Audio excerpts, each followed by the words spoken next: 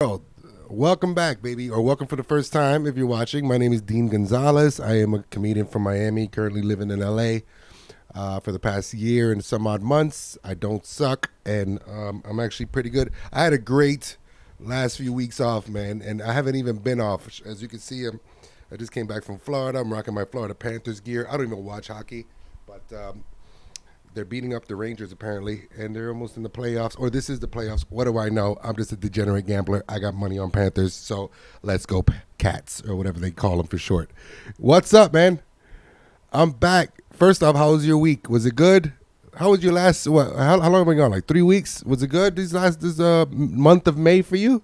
It's gonna be May, as Justin Timberlake likes to say. Good. Was it good? Good for you. Memorial weekend was great. Good. Welcome back, and shout out to the troops and all that. Mine was absolutely fabulous. I mean, I had podcast episodes set up that I didn't drop right after the Netflix is a Joke Festival left town. That was just a whole other experience of itself, and I decided not to drop it because I was talking too much behind the scenes stuff. And honestly, your boys can't really say too much anymore, you know? Your boy has to keep a little shut lips. Your boy has to follow that Italian code of omerta, as they say, the code of silence. Like I'm fucking one of the guys from Donnie Brasco or The Sopranos. Yeah, man. So I can't really be saying too much, but it was a great week. I mean, every time Netflix, this is the second time they were here in town, and the first time around was incredible, and the second time was even better, and I'm sure next year will be, or the next time they come around, it's going to be even better because your boy's going to be in the festival officially next time. That I can guarantee you. I promise that, and I mark it now. I put it on record, put it on disc, put it on video, put it on cast, put it in the world, and put it on YouTube. Subscribe and like and comment. Anyways, I've had a great month, man. Very blessed. I've been on the road with the one and only the king, Mr. Russell Peters. You might know him. I might put a picture up there. You know this guy. Everyone knows him. He's a global phenomenon, super funny guy, and just all-around icon for brown people everywhere. Even if you're not Indian and you're just brown. Icon, all right? And I don't even like that word icon too much because it gets thrown around too much. It's iconic. Oh, whenever somebody says that, I just want to punch them in the face. But this time, I mean it. So when I say it, it's true to facts.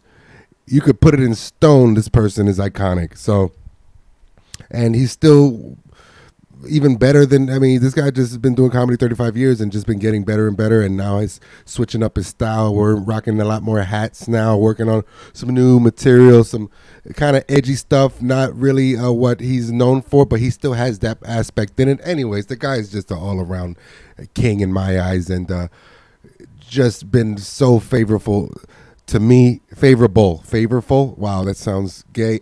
Favorable to me as far as taking me on the road, and yeah, man, it's just been a great time, wonderful learning experience, and also something I can't really say too much about, but I will say that we will be in Arizona tomorrow, Phoenix, Arizona, at the Stand Up Live, and I will be hosting once again.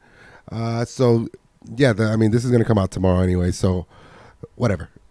Get tickets for the next one, whichever one I'm on. And yeah, man, things have been very exciting. Everyone always asks me, how'd you meet him? I don't know, same way I met you. I'm just out and about. I'm just out. I keep it real. I'm myself. He's himself. We met. That's it. There's nothing else to it. Everyone wants to know, like, if there's some type of formula. No, just stay on your toes. Stay ready. Stay real. And when the opportunity presents itself, or they call you for a shot, be ready and do your thing. Don't say too much and knock it out the park as best as you can. Don't do too much. Don't do too little. A lot of common sense things happen when it comes to these type of big opportunities that you would think is common sense, but I guess it's not so common, right? This is the cliche. If you're on a show, promote it, for instance, right? If you're on a show, promote the show. What are you doing not promoting the show? I looked at the microphone just now to see if it was on. That would have been way common sense, right? If it was off, way common sense depletion right there or neglect. Oh, man, that would have sucked for my point. Anyways, things like that, man. I get that a lot of people, especially in this business, think it's their world, which, it is. It's your universe, and you have to do things accordingly to that. But at the same time, sometimes it's not your world. Sometimes you're in someone else's universe, and you're just a planet. Your planet's still pretty big, but now you're in someone else's universe, and you have to be a star in their ring of Saturn for a little while, or whatever the case may be. But if you're going to be a star in the ring of Saturn, you better shine bright like a diamond, as the scholar says, right? Is this the Rihanna scholar says? Common sense, things like that, man. Go out and find opportunities. I'm no better than anybody. In a lot of ways, yeah, I am, because I work very hard and I'm always outside. In a lot of ways, yes, I am better than people. But those people who just don't do anything, that's what I mean. The people that just don't put in the extra mile or extra effort and go the extra mile. Yes, of course I'm better than them. I walk 500 miles and I would walk 500 more. Do you understand me? That's why I'm better, but I don't go around acting like I'm better. I only act better towards people who think that I act better than them. Because then that means that they think that I'm better. So it just makes me feel good. Like, oh, thank you. I wasn't thinking that at all. I wasn't feeling that around you at all. But you think I'm acting better than you? Oh, that's so sweet. Thank you. Now I do feel better than you. Thanks for sweating in front of me.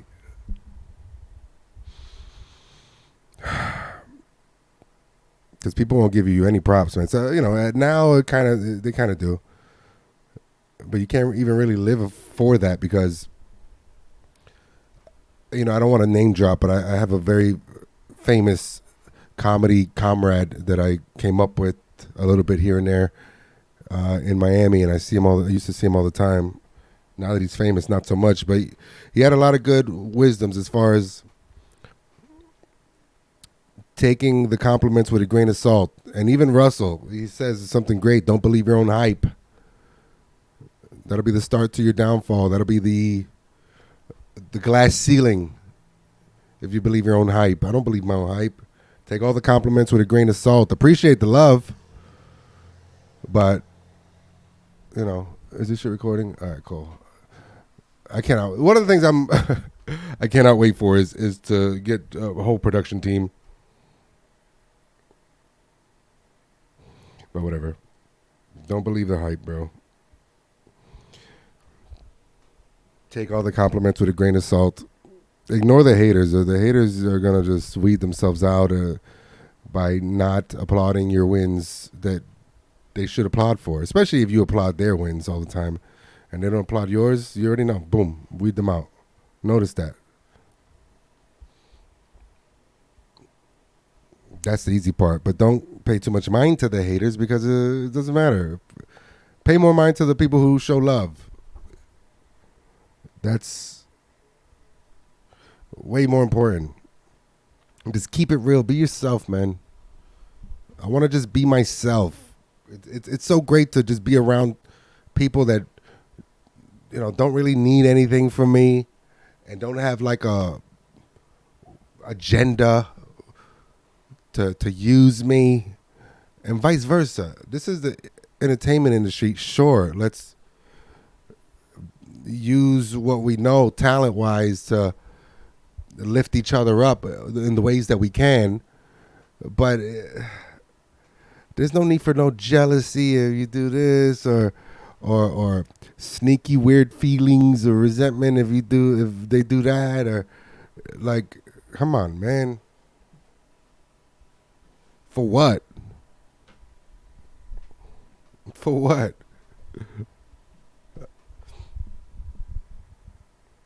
That's why I'm so glad to just have be around somebody that's already has the world. What does he need from me? Nothing. Just realness, honesty, loyalty, or whatever else I could neat little tricks that I have up my sleeve, which is a lot. I have a lot of aces up my sleeve in order to make someone that I care about shine. You show me love, in due time, all those aces get unlocked, baby. All of them. There's some people that pushed me away before they unlocked the best ace that I had up my sleeve for them. You know how many people I inspired just as far as like their style, their wardrobe, their physique, their even some of their material here and there. I'm not saying that I had the best pen, but I'm talking about like other things, the little nuances and the small accents that really make you a king or queen. Gave people show ideas for like the podcast. They start the podcast, they love it, and never invite me on type shit. Like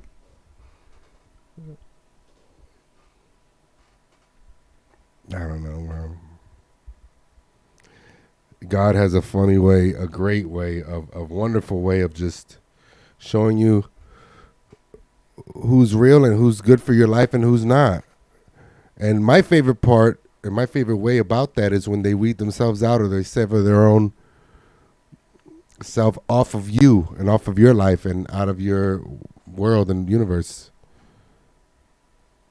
Just based off of whatever weird thoughts they have in their head. People are weird, man. People get mad at you for no reason. People get mad at you or whatever. I don't know. They hear something. They can't wait to hear something negative about you. So they could be like, yeah, I knew it. I didn't like that guy. All right, bye. And it's like, well, what did I do to you? Nothing. Well, what are you mad about? Well, I'm not mad. I'm just, I just heard this from this person who I like more, and that's it. I'm like, all right, well, take care.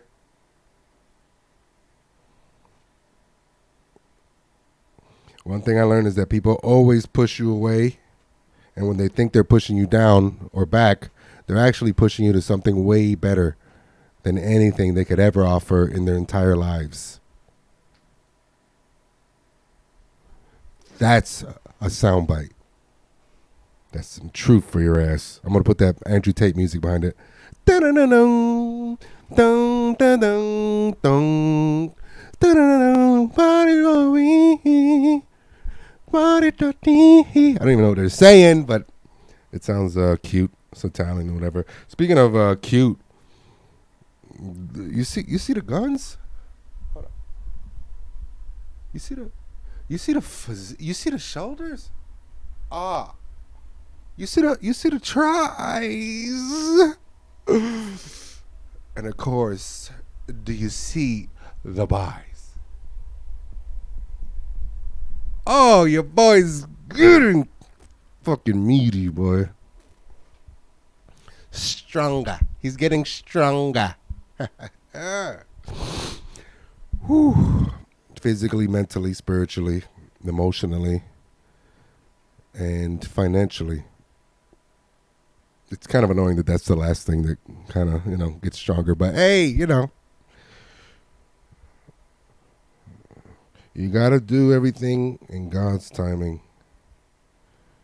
Yeah, man, this has been a great month. I cannot complain, nor can I ask for anything better, but I will to the universe because it's about time. It's about time, man. It's so weird how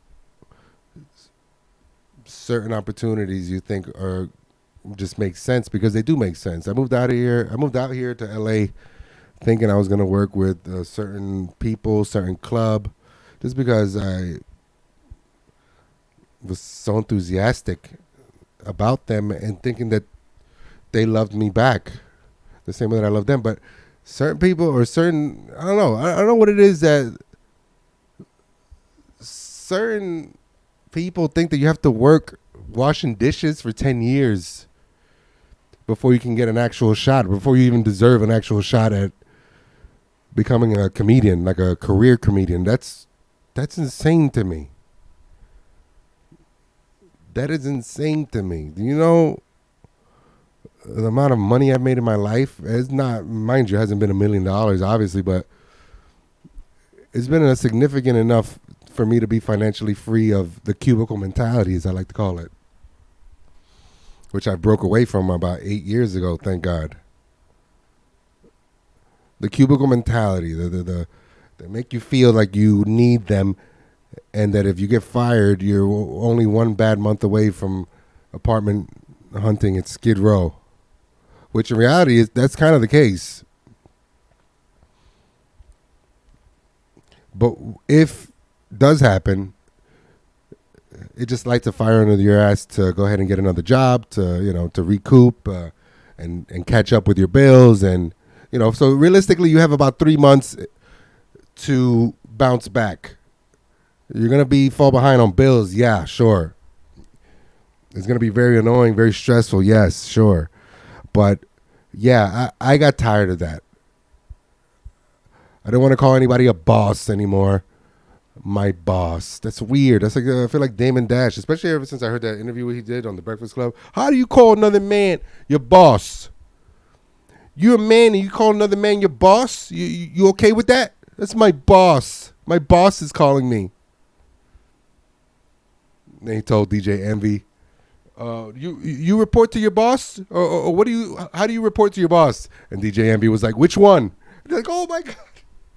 You're proud to have more than one boss. Oh my God. I wasn't even DJ Envy and I felt stupid that he said that.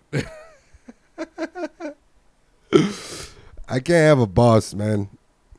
I have such not an issue with authority, which I guess a therapist would say, yes, it's an issue with authority if you want to put it in black and white. But it's not really that. It's just more, just show me respect. I don't mind being a subordinate. I don't mind having a supervisor, but just don't treat me like I'm a kid, like I'm your son. No way, dude. Talk to me all type of ways, screaming at me and stuff like, this isn't the military. Maybe I would have joined the military. I would have had more of a tolerance for that type of, I don't know, authority. But not even really, because when you're in the military, at least you're getting screamed at by a guy who doesn't want you to get shot out in the battlefield. By a guy that wants to make sure that you're going to be the most effective soldier, killer, survivor, everything on and off the battlefield. That, yeah. Imagine coming home from war. You just shot a bunch of people in Iraq or wherever the hell they were having a war, decided to have a war at the moment for oil. And then you come home and you decide not to re-enlist for another 4 years because you're all shell-shocked and PTSD, of course. And then you go work at some security company for a bunch of privileged condo owners who treat you like shit and treat you like they're your boss or some shit. Where's my package? You guys always lose my package. What do you guys get paid $12 an hour for, huh? To just sit around and scroll through your phone and not get my package for the cushion for my dog's stroller? You piece of shit. And you're just there like, ugh. I used to shoot Iraqis. I'm sorry, Iraqis. I'm not trying to. Sorry, let me rephrase that for soundbite purposes. And you just sitting there like that, like I used to dodge bullets in war. For what? For this? Too many Iraqis died in that war, by the way. That was the longest, just dragged out war for nothing ever. I'm not even going to get political, but that's kind of why I don't like the Republicans. I mean, I don't like the Democrats either at this point, but geez Louise, it's hard to forget that 20-year war we had because of the Republicans wanting oil and wanted to take down Saddam Hussein because he was a enemy of Bush Senior. It's hard to forget things like that. Anyways, yeah, I can't have a boss like that. That's exactly what happened too. I used to save lives. You guys know that. You guys don't know this. I had every job that you could think of. All right, from construction to Walgreens. I think was my first job, stock boy. Right, getting paid $6.75. Not even trying to age myself, but I think that was like the minimum wage back then. Back then, in the 1900s. That's my first job ever, Walgreens. Construction. What else? Truck driver. But I used to save lives. Then I got into the medical field, and I was a dialysis technician for like 5 years. And for someone who was a knucklehead in my early age, especially my early 20s, I was very good at it. I was very good at injecting people with needles and cleaning their blood out because their kidneys didn't work. Just in case you don't know what dialysis is, it's a very horrible disease or affliction, if you will. And I was good at it, man. I was good at it, but after a while, you get tired of seeing death and wiping up pools of blood on the floor and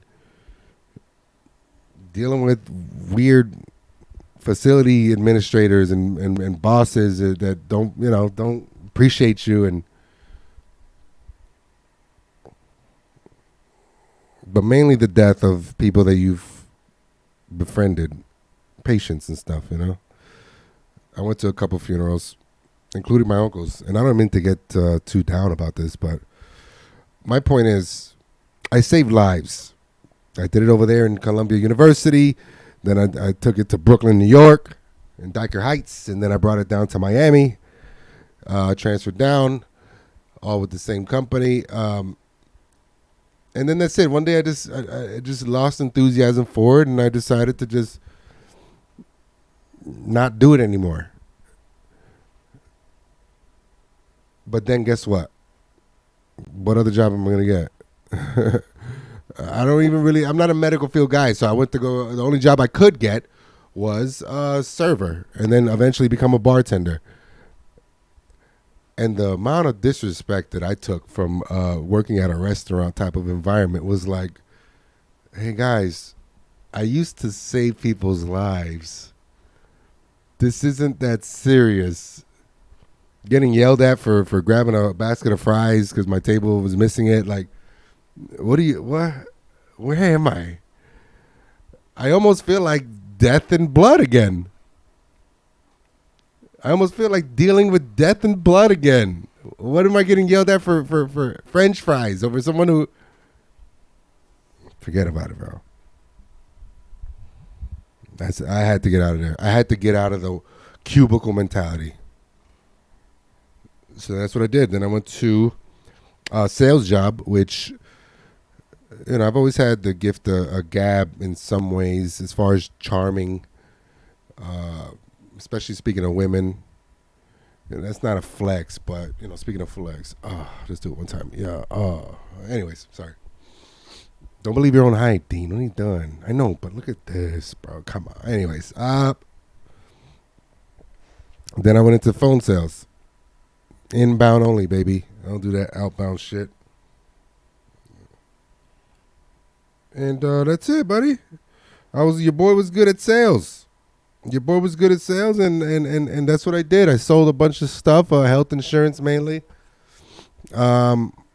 There's other industries that I could mention, but I don't want to because I don't want to oversaturate it even more than it's already getting oversaturated, and then slows down the money for some of my people that are still in it. But that's where I made the majority of my money. That was when I first made my first 100,000 plus. But then even that got tiring. Talking all day, talking in the morning, talking in the afternoon, and then going to a club at night to do a mic, talking at night. Traveling to New York to do mics and working mobily a little bit. When I moved to LA, doing mics over here. I mean, it's been a long, long journey, bro. I know 6 years doesn't seem long to a lot of people, but I'm talking about 6 years every week, almost every day, consistently. If I don't do a mic or some type of show after, let's say, 5 days, 6 days, I feel like I haven't taken a shower. Do you understand what that is? Do you have something like that you feel that if you don't do after a certain amount of time, you feel gross about? Whatever that is, that's your thing. And just do it as much as humanly possible, especially if it's going to make you some money.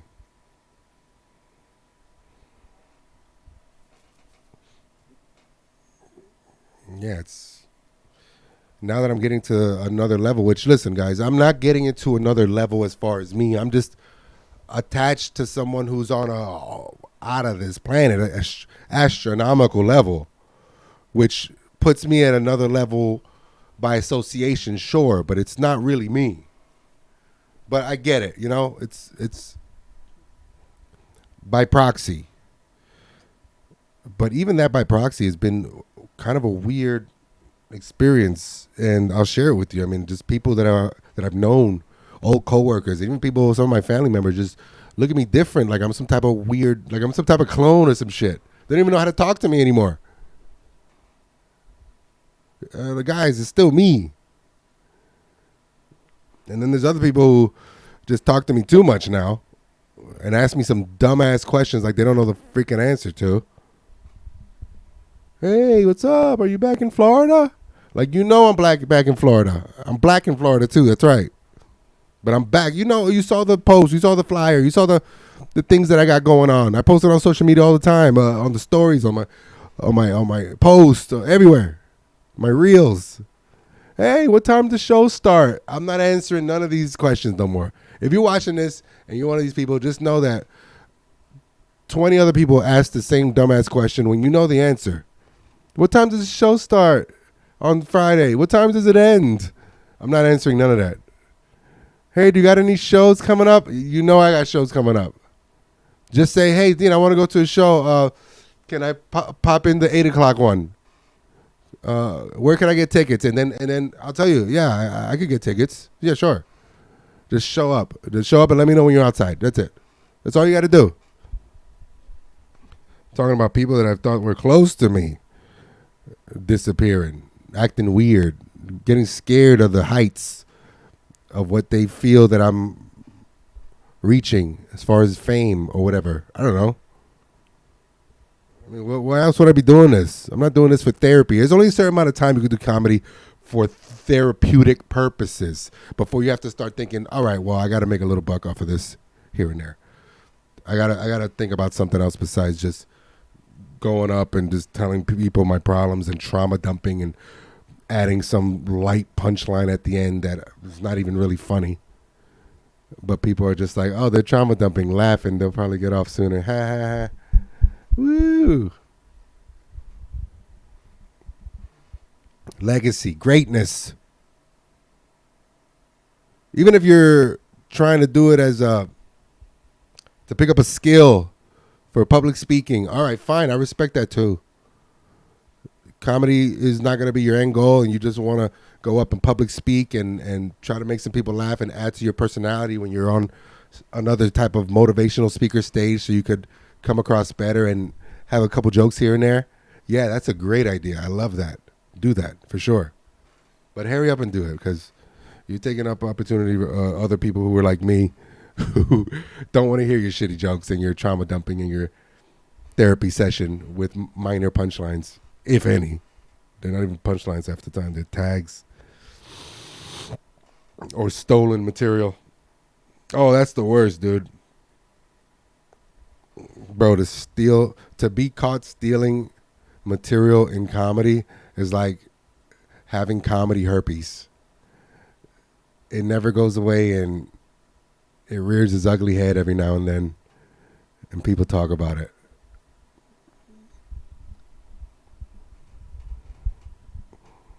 I don't even have to mention the one guy who we all know, super known for that type of behavior, but yeah, you can't just blatantly steal somebody's bit. I mean, that's just common sense. I'm not going to mention any names, nor am I going to villainize or down talk this latest situation that happened, but yeah, I can't glorify that type of behavior at all. There's way too much glorifying just bad behavior when it comes to that type of stuff. Like 6ix9ine was the last person who was like fun to watch, that he was pissing everybody off and snitching on everybody and doing a bunch of bad shit that everybody was glorifying and laughing at. That's it. But that type of behavior, like, that kid's a fucking retard. I'm sorry, I shouldn't even say that. I shouldn't even offend retarded people like that. That kid's not a good kid, and that's not a person that you should look up to or try to be like just because he has money. If there's one thing that I like about that Kendrick Lamar song, and I think the only thing about that they not like us, they not like, is that there's a lot of goofies with a check. A lot of goofies with a check. And I've been saying this ever since I moved out here. I can't be that way. Real ones will prevail eventually. Always do. But I'm not going to glorify some type of behavior that I don't agree with and that I wouldn't do just because the person has money and opportunities and just dick ride them. I'm not doing it. Especially if they once upon a time were, a little cold to me or pushed me away. Now you're going to see in those type of situations who your real friends are. And a real one like me is like not going to talk down about it, but I'm not going to go back over there where you push me away from to show you that I still support you, because I don't support that type of behavior. But I'll be here like, yo, keep your head up. Don't worry. Just stay focused. Keep going. It's all good. It'll blow over. Just don't do it again. That's it. You can't do that, man. I mean, here, look. I'm going to tell you guys a secret about the comedy world that I've noticed by traveling everywhere. Miami, Florida, New York City, Atlanta, St. Louis, LA, everywhere, Vegas, right? I will tell you straight up, even big dogs, big comedians that steal jokes. They think about it. Some of them, I assume that they feel like they're just borrowing from their friends, but they're doing it on the road. They're doing it with no cameras around. They're doing it because they're getting paid thousands of dollars to do good and not bomb, and give people that come pay good money to see them a good show. So they might fill in a couple jokes from a dead friend who I've seen before, or a big name that is trying a new bit, so they take the premise and then they twist it up and change a few words to their own stuff, which I've seen before. And sometimes word for word a bit that I've heard before from someone else. But they do it on the road. They don't call Amazon Prime or Netflix and I'm going to shoot a special and then do whatever, not even 10 minutes of it. They don't do that. You don't do that. There's only a couple people who've done that. And it always comes up. Obviously, don't record it. Don't record a whole special with stolen material or with borrowed material, whatever you want to call it. Even Rogan said it, that he's borrowed some of his buddy's bits on the road sometimes. Greg Fitzsimmons, he said this before. Yeah, on the road, and I called Greg and I told him, "Hey, Craig, I borrowed you that bit, dude. When I was in Oklahoma, it killed." Blah, blah. And, that's all right. Boom. He's not gonna go shoot a special doing it. It's not good behavior. It's not. It's not something that I want normalized in this comedy game. Because there are some comedians who will see you and slap the shit out of you for that. I always say this is just comedy, and it's not that serious when it comes to violence and all this other type of stuff. But I understand, like, when George Lopez put hands on people for stealing his bits on specials, I understand that type of shit. Now he has a few writers.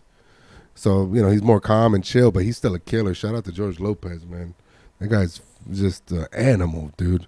Had me dying laughing at the Laugh Factory a couple months ago. Anyways, I don't condone that type of behavior, and I don't want it to be normalized in the scene. And what's scary is that a lot of fans are just like justifying it. That's scary, dude. That's scary. Soon, I mean, it's already come to the point where TikTokers are headliners and skipping all the steps and just performing in front of their crowd and demographic and fans, which is fine. You know, I was always a supporter of that. I wish I could have the clout so I could find my demographic, but I had to hit the trenches, as I like to call it, and just appeal to everybody that I'm around that don't know me. I can make strangers laugh. You could put me in Idaho right now. I'll make however many people there laugh. If there's 500, I'm going to make 400 of them laugh. Probably more than that. Maybe all of them. The other 100 would probably be racist, or they'll have some reason. Oh, he's saying Latino humor. Latino humor. That's what racists like to say with it. And I'm literally saying American jokes, speaking clear English and all that. Not one word of Spanish, not one. Oh, he's saying Latino humor. I guess this is funny somehow. You can't win them all, but my point is, I can make strangers laugh. And TikToker headliners and all that, social media headliners is cool. I'm all for it. But justifying and normalizing stealing material, even if it's a minute or two, I'm not with it. I wouldn't be with it if it was done to my friend or even my enemy, or even someone I don't really rock with like that. I'm not with it. Many nights we do this without getting paid a single cent. Many nights we do this by getting paid one drink, two drinks, and you still might buy one. So you owe money for working out your craft and making people laugh and making the club or the bar look good with your skills. Most of the time, for the argument's sake. There's a lot of trash out there that should pay clubs for them to perform, but that's a whole nother story. I don't condone it. Goofy behavior. But, forgivable. Forgivable one time. There's a lot of pressure being on the spotlight. I can only imagine. And it's going to happen eventually for me. And I need to make sure. I would rather hire a team of writers than to use stolen material as fillers here and there. I'd just rather have a couple homeboys who I know are funny, comedy comrades, comedy brothers, and we all shoot the shit and we all like bounce ideas and premises off each other. I'd rather do that all day. That's the way to do it, actually, because you're going to be touring, you're going to be ideally shooting movies, you're going to be doing interviews. What time do you have as a star to write full time? The free time you have on the plane or something, you're going to want to sleep. I take 2 Benadryls when I have to fly across the country. I'm going to be there just writing or looking out the window of a plane. Just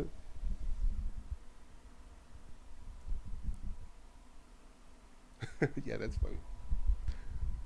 Fuck that. I'm going to sleep. I'm going to bring a couple homeboys who I know are funny. We're going to bounce ideas around. One of us will write eventually once we find the right premise and once we break down a bit. And just do it like that.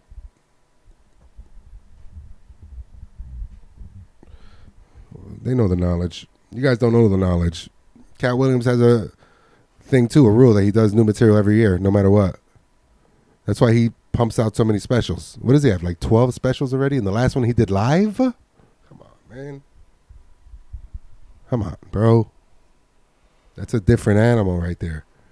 If you want to be a different animal, yet the same beast, like Kobe says. Yes, but are you a different animal, yet the same beast? What the fuck does that mean, Kobe Bryant? You're welcome.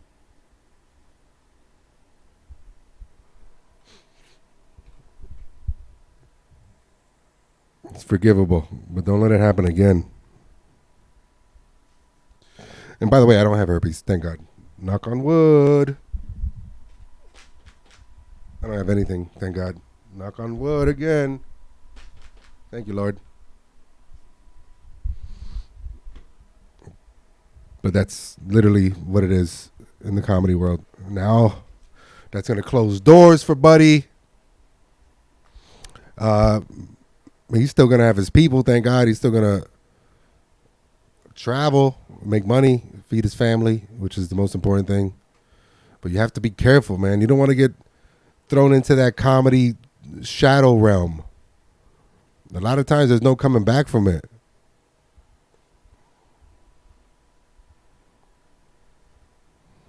Yeah, you do shows all over the country still, and you can still sell out and still have your fan base, but the other big opportunities that you work so hard to even get into the room to be considered for are going to just tell you to wait outside again until you're called again. And guess what? They don't call a lot of people back in again once you're outside. I've seen it.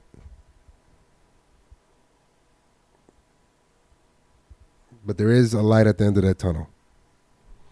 Like Louis C.K., for instance, right? But this is like a whole other thing, right? It wasn't even a legal case, but whatever. He jerked off in front of some comedians that said that it was okay. And then once he didn't bring them on the road, it wasn't okay with them anymore. And they exposed them or whatever. He gets semi-canceled over here. But then goes overseas and sells out everywhere. Israel, Amsterdam, France. They gave that guy like a perma vacation in Europe where he's beloved. And he turns it into a whole act. That sounds way better than going to fucking Kingman, Arizona to do a fucking show for some reason. That sounds way better than take a connect flight to Spokane, Washington to do a show for some reason. Cancel me. Once I'm big like that, cancel me so I could go ahead and go overseas and make fun of how dumb it is, the cancel culture in this country is, and make millions of dollars overseas and hang out in France and shit.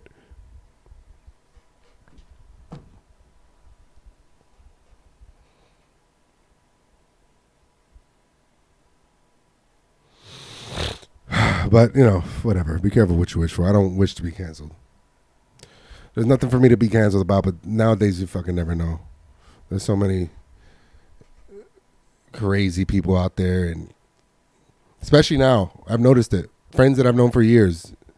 Mind you, I'm all about accountability, and all this is new to me as well.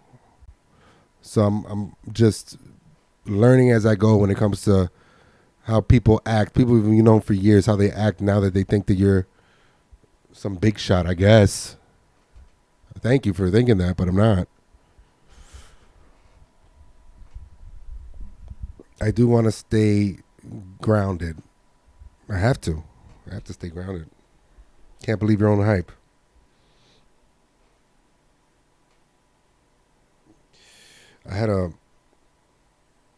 But you just can't talk too much. Like luckily I do this podcast and I know whoever's listening, which by the way, shout out to who was it? Harry, my boy Harry listens to this, comments. My brother Marlon listens to this and comments. Like and comment, and I'm gonna shout you out on the next cast for just liking and commenting. I appreciate you guys, but for the most part, maybe some haters are listening. I'm glad they are. What's up? If you're listening, I appreciate you. But you can't really talk too much when it comes to people around. Like whenever someone, like for instance, what I was saying before, when somebody asks how I know Russell or whatever, how to meet him, I keep it really light. I don't want to say anything too factual where they'll go ahead and turn it into a negative, because this happened before. When I used to work with the new kids on the block. I used to work for one of them, shooting videos before I started stand-up. And I was doing documentaries, and I was good at it. I was very enthusiastic about it. That's the only way you could be if you shoot documentaries. You have to be really into it.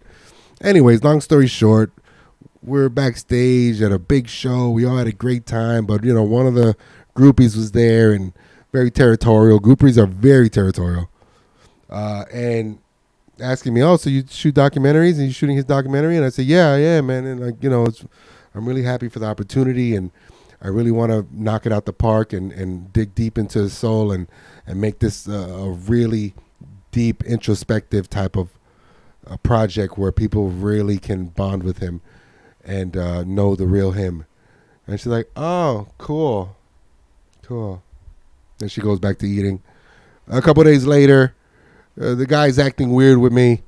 I'm like, "Hey, what's wrong?" He's like, "Well, nah, I don't want to. I don't need you to be getting the scoop on me to try to expose me." I'm like, "What do you mean? Who said that?" So then it made me think, oh, the groupie told him that. She turned what I said, which was enthusiastic, into, yeah, he said he's trying to get the full scoop on you to expose the real you. You can't talk to, especially none of these fucking groupies, man. You can't tell people your dreams, your enthusiastic type of outlook on a project that you're working on that don't need to know, because they'll try to throw salt on it. That happens a lot. So I just keep it light. I keep it very, very short. It happened again this weekend when we were in Miami. We knocked Miami out the park, by the way. And shout out to the staff over there who I finally feel like we're at a good space as far as rapport, all the managers there. If you don't know, that's where I kind of like, I started recording sets and stuff. And I didn't start comedy there, no. But for 2 years, I did camera work there. Before that place even opened up, the new Miami Improv, I was there when it was in its building stages, filling out an application just to get my foot in the door. I didn't even want a job. I just wanted to meet the manager. Oh, shit, sorry. Excuse me. That's how irrelevant it is now. It's the past. Water under the bridge.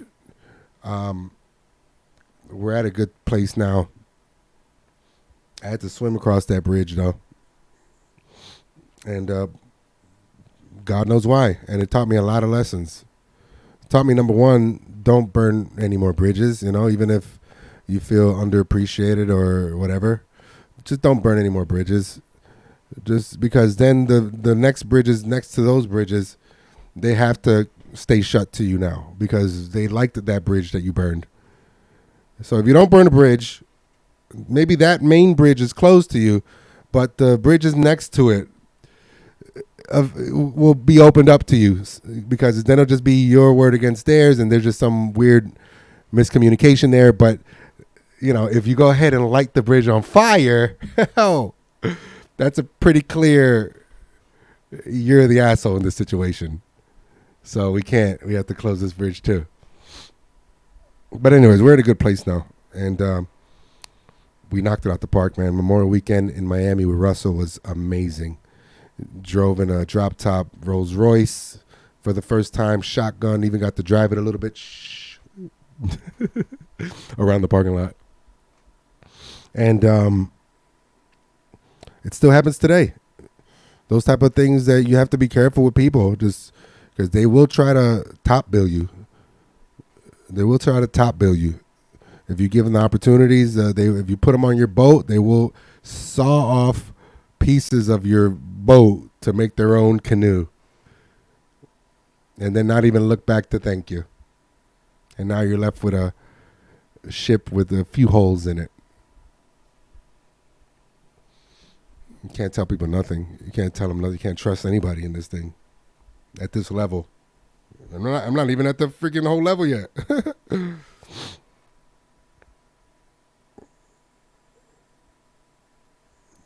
Yeah. One of the guys ran the light, and he had a guest spot. This is a quick story. Lesson to all the open micers, which I like to do, I like to inspire. I put on a couple open micers on the second night of Russell Peters' show, one on each show. Shout out to Sebastian and Ben. But this one particular guy, he's not even an open micer. He's a veteran. He ran the lights, which you never do. That's the rule number one of being a stand-up comedian. Don't run the light. If they give you 7 minutes, 8 minutes, do 8 minutes. Do 7 and 59 seconds. Don't do 16 like this guy did. And As soon as, of course, I lit him 3 times, I believe. Or he got lit 3 times. I lit him twice, and then one of his homies lit him the third time. But I already knew what was going to happen. He was going to come off and say that he didn't see the light, which I know it's not true. It's happened to me before here in L.A. I almost, I was livid when the guy was lying to the club owner in my face, and the club owner took that dweeb side. And coincidentally enough, his last name rhymes with dweeb. It's funny. Fuck that guy. Anyways, and sure enough, the guy gets off. He had a great set, mind you, So if you're gonna run the light, at least run it and kill it. But just know that, now you just messed up doing the second day. And sure enough, he's like, yeah, bro, when you light, just light like this, like go higher like that. And I just looked at him like, all right. And walked away. I like the guy. Shout out to him, but I'm not going to mention his name. But at the same time, fuck you, bro. You know you saw the light. And even if you didn't, you know what you did wasn't 8 minutes. At least by 12, like, I've been up here a while. They must be letting me rock because I'm killing so hard. If you think that, then you're not a veteran comic. So just remember that, open micers. Anyways, I think I got to go, guys. Oh, yeah. Wow, this was a long one today. I had a lot to say.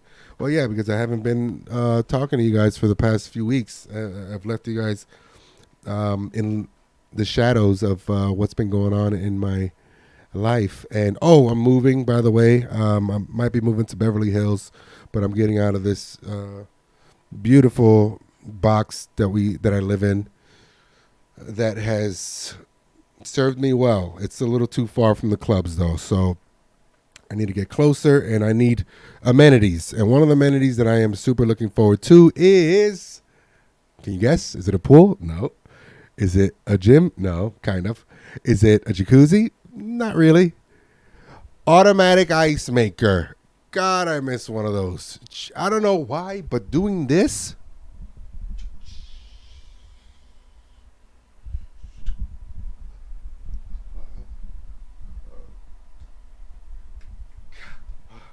annoys me to no end. God, I can't wait till my ice makes itself, or my refrigerator makes its own ice. You never really know how much you need things until you don't have them anymore. So I'm going to have all those amenities that I listed before. I have everything. This place looks so luxe, the place that I'm going to. So luxe. It reminds me of a Brickell condominium without the OnlyFans whores. Or maybe there are OnlyFans girls. I call them whores. I'm sorry. What do people call them now? 304s? People calling them math now. People calling them mathematical slurs. 304s. Just in case you don't know where that comes from, I'm pretty sure that means 304s, right? 304, 304, 304s. I actually don't know what that stands for. I think it stands for hose. But why? I don't know. I thought it was because 3 is the letter C, and then O, 304. I don't know. Can somebody tell me that? Why are hoes called 304s online now? Or the hashtag, and then 0, and then 3, and then S. That's how you got to write it online so you don't get banned, because apparently hoes have feelings too. Bullshit. Isn't that the whole point of being a hoe, that you don't have feelings? So why are they so protected it on Instagram? Hoes don't have any feelings. That's why they're hoes.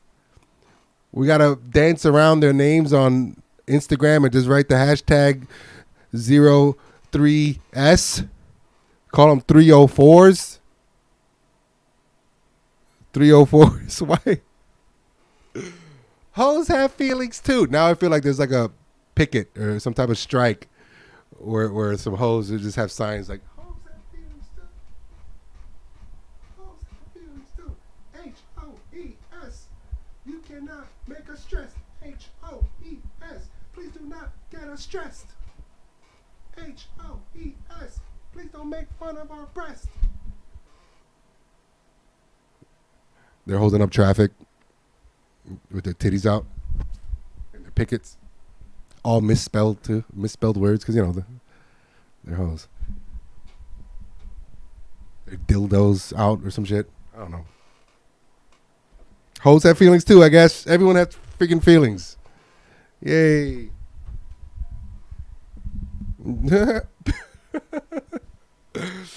Everyone has feelings except alpha males. Fuck an alpha male, right? Guys, I gotta go. I hate that I said the funniest thing that I said at the end of the show, at the very end too, right? Whatever. Am I still recording? This shit better be recording. All right, yeah, it is. Until next time, future shows, stay tuned. Follow me on Instagram at Dean_Gonzalez with a 3 at the end. TikTok, Dean_Gonzalez with a 3 at the end for the E. And like and subscribe, share.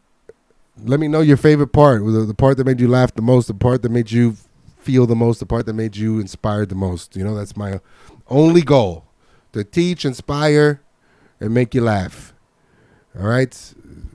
I appreciate you guys. Until next time, man of the world. Peace.